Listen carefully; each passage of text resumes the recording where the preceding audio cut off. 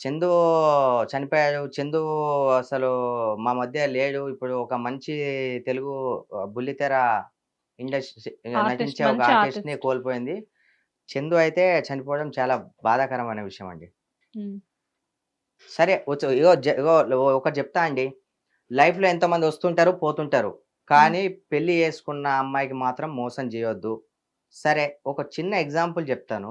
నువ్వు లివింగ్ రిలేషన్‌షిప్‌లో నువ్వు ఇంకో అమ్మాయితో ఉన్నావు. అంటే ఇగో చందు, చందు నీ గురించి కాదు. ఎందుకంటే నువ్వంటే నాకు చాలా రెస్పెక్ట్. ప్రతి ఒక్కరికి చెప్తున్నా నేను.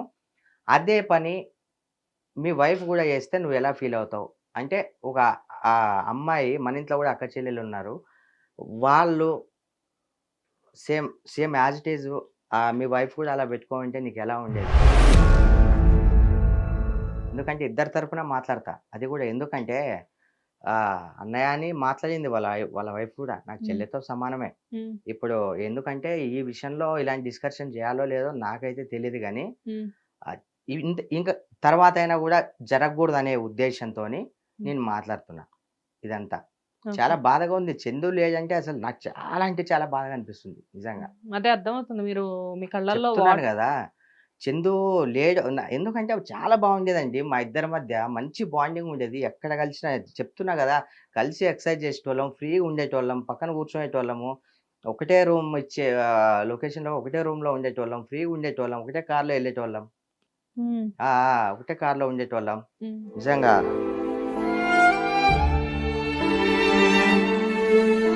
అర్థం కావట్లేదు చందు అలా చేశాడంటే.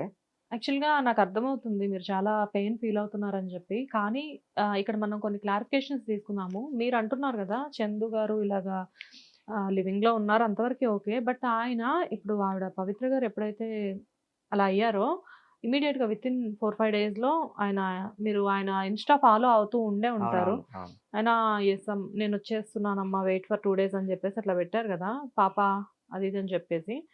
జనరల్‌గా ఇప్పుడు ఇంట్లో వైఫ్ ఉంది. వైఫ్ అంటే చాలా ఇష్టం. సరే ఇప్పుడేదో అట్రాక్ట్ అయ్యారు. ఇదంతా ఓకే. కానీ ఎంత ప్రేమించే మనిషి చనిపోయినా గానీ, వాళ్ళ జ్ఞాపకాల్లో కొద్ది కాలం ఉండి కొంచెం నార్మల్ అయిపోతారు కొంతకాలానికి. లోపల బాధ ఎప్పటికి జీవితాంతం బతికున్నంత కాలం ఉంటుంది. కానీ మరీ చనిపోయే అంత ప్రేమ భార్య మీద లేని ప్రేమ ఆమె మీద ఎలాగా?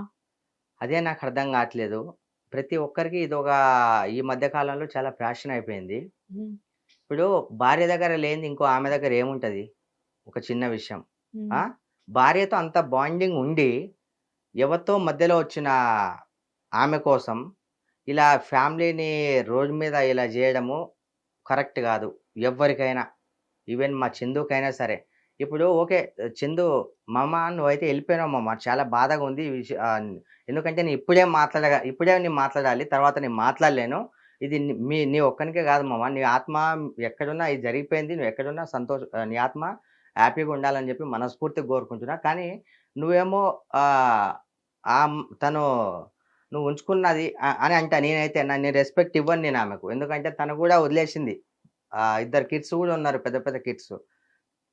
22 ఇయర్స్ కిడ్స్ ఉన్నారు తనకి. పవిత్ర అనే ఆమెకు. హ్మ్. మధ్యలో వచ్చి ఆ అమ్మాయి రావడం వల్లే ఇదంతా జరిగింది. హ్మ్. రావడంతోనే ఇగ ఇక్కడి నుంచి ఇక్కడ ప్రాబ్లమ్స్ క్రియేట్ అయిపోయినాయి. ఎందుకంటే థర్డ్ పర్సన్ ఎప్పుడైతే ఎంటర్ అవుతారో అప్పుడే ఫ్యామిలీలో ప్రాబ్లమ్స్ క్రియేట్ అయితాయి. హ్మ్. బెంగుళూరుకి మూవీ కోసం సైన్ జేయాలని జెప్పి ఎళ్లారు. వచ్చేటప్పుడు యాక్సిడెంట్ అయింది. తను చనిపోయింది. అప్పుడు నాకు దెలిసింది.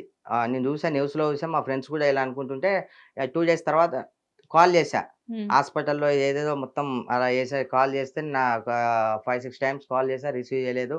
దాని తర్వాత కాల్ జేశా. మామ అసలు ఏం జరుగుతుంది? ఏంటి? నచ్చజెప్దామనుకున్నా. మామ ఏంది ఇలా స్టేట్‌మెంట్ సుమన్ టీవీకి ఇచ్చాడనుకుంటా. హ్మ్. నేను పవిత్ర నువ్వన్నారా? లేకపోతే నేనన్నా నీ దగ్గరికొచ్చేస్తా.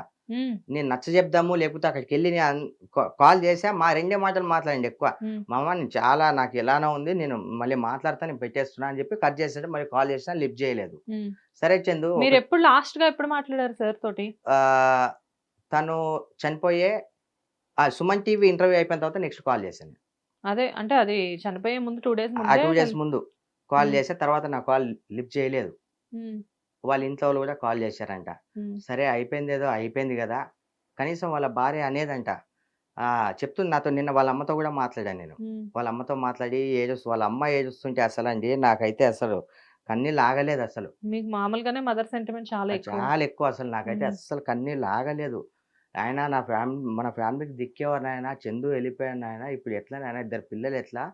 పాప ప పాప చిన్న చిన్న పిల్లలున్నారు మొత్తం మంది. చాలా, చాలా బాధపడి వాళ్ళ అమ్మ గూడా ఏడ్చింది. హ్మ్. సరే చందు నువ్వు వెళ్ళిపోయినావు. అసలు నువ్వు ఇంత పిరికోనివి అసలు ఎందుకైనావు అసలు? నువ్వు అలాంటి వ్యక్తివి కాదు. ఎందుకట్లా సరే ఆమె వెళ్ళిపోయింది. నువ్వు బతికి సాధించేది ఉండే చందు. నువ్వు బతికి సాధించేవి ఉండే. ఇప్పుడు ఆహ్, అలా అంటే మా అమ్మ చనిపోయింది చందు. మా అమ్మ చనిపోయింది. నాకిష్టమైన మా అమ్మ ఎంత ఇష్టమో నీకు గూడా తెలుసు. నేను గూడా అమ్మతో మాట్లాడేటోడిని. మా అమ్మ చనిపోయిందని నేను చనిపోయానా చందు? బతికి సాధించాలి. మధ్యలో వచ్చింది. మధ్యలో ఎళ్ళిపోయింది. నువ్వు బతికుండాలి చందు. ఇప్పుడు తననొదిలేసారు వాళ్ళ ఇంట్లో వాళ్ళు. కానీ లివింగ్ రిలేషన్‌షిప్‌లో నువ్వున్న తర్వాత గూడా చెల్లి నీకు ఫోను జేసింది. కనీసం పిల్లల కోసమైనా ఇంటికి రా అని. కనీసం ఇంతన్నా జాలి కలగలేదా? పిల్లలనన్నా చూడనీకి రా అని జెప్పి అన్నది. ఇది ఆమెకు గూడా చెల్లెకి గూడా తెలుసు ఈ విషయం. అప్పుడు గూడా నువ్వు వెళ్ళలే.